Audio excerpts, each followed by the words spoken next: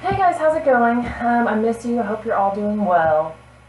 So in the interest of time and to keep this video short, I'm just going to dive right into it. So lesson one, from here on out, all of your lessons will be kind of in folders, and in all of those folders that I'll post to Google Classroom, you'll have an explanation of the notes, most of the time, unless it's super self-explanatory.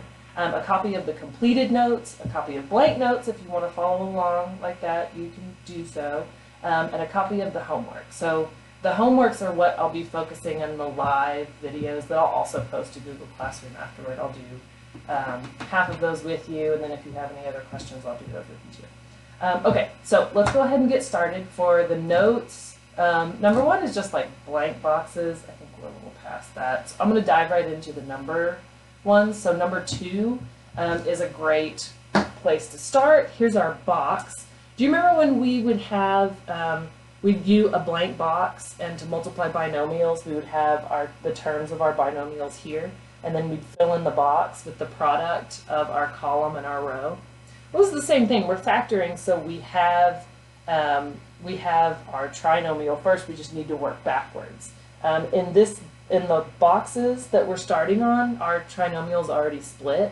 So this is just kind of getting you used to working backwards from a filled-in box. So we need to fill in our columns and rows with the terms that when multiplied together give us the products that are in the box.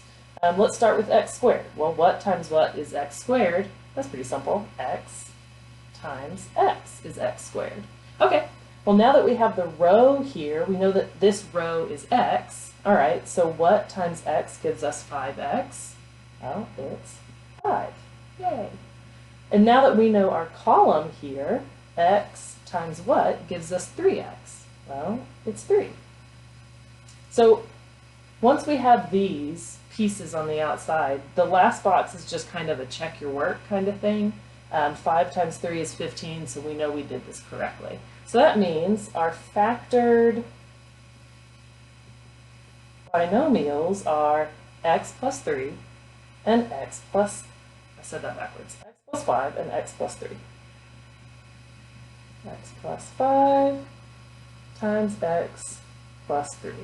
Yay, we did it. This isn't super complicated, and it's kind of designed that way. I didn't want to give you guys super heavy stuff while I'm not there with you face to face. But let's go ahead and do one more example. On your notes, I'm going to do number 3. So in this instance, the term in our first box does not have a 1 as its coefficient. So it takes just a little more detective work to figure out which terms go where when we're trying to figure out the columns and rows terms that give us the products that are in the box. Okay, so here is our box on number 3.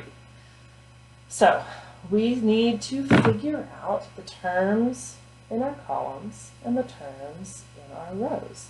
So do a little detective work, right? We know that we have an x squared here, so we know that there's definitely an x here and an x here.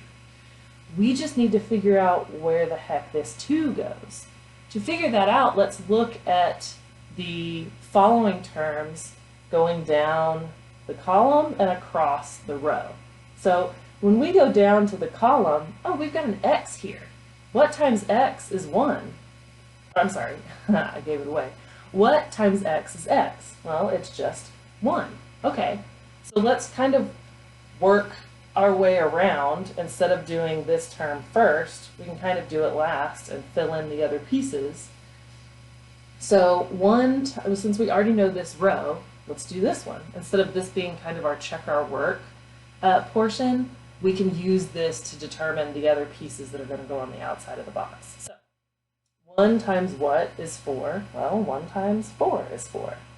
Yay. Okay, we only have one piece left.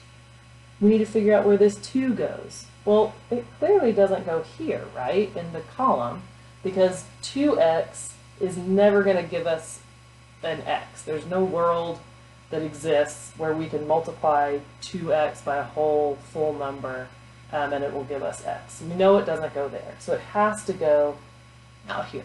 And when we put it out here, 2x times 4 is 8x. We did it. Okay, so here is our binomial on top, and here is our binomial on the side. So the factored binomials are x plus 4 times 2x plus 1.